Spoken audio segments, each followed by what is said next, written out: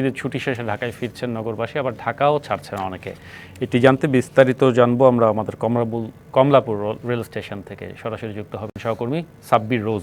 রোজ, আমরা ঈদের আগে দেখেছিলাম যে ট্রেনের শিডিউলে কিছুটা সমস্যা ছিল, বেশ যাত্রীর চাপও ছিল। আজকে ঈদের এই তৃতীয় দিনে এসে কেমন দেখছেন আপনি?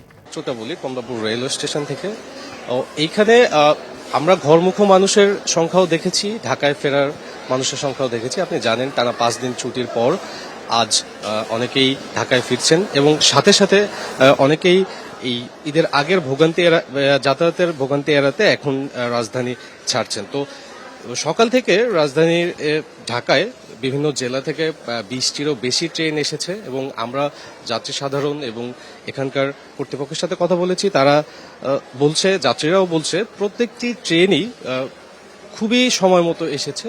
5-10 মিনিট যা হয় সচরাচর সেটা খুবই নগণ্য এবং ঢাকা ছাড়ার যে ব্যাপারটা সেটাও তারা নির্বিঘ্নে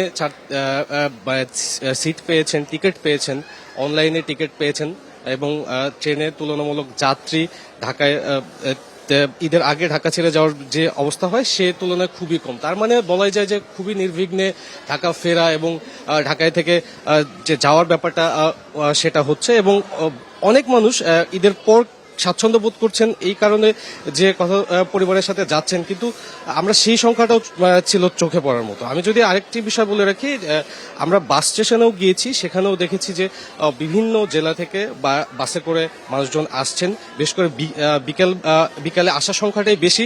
নগদের কাছে সব গ্রাহকই প্রিয়, তাই তো সারা দেশে ক্যাশ আউট চার্জ সবচেয়ে কম।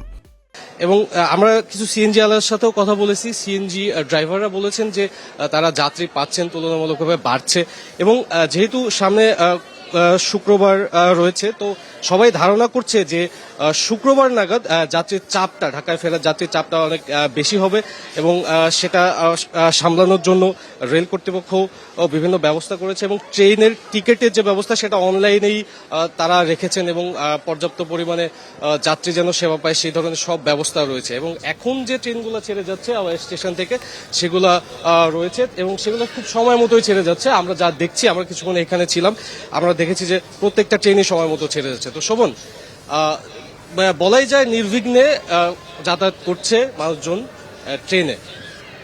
অনেক ধন্যবাদ সাব্বির রোজের কাছ থেকে আমরা কমলাপুর রেল স্টেশনের সবশেষ খবর জানছিলাম।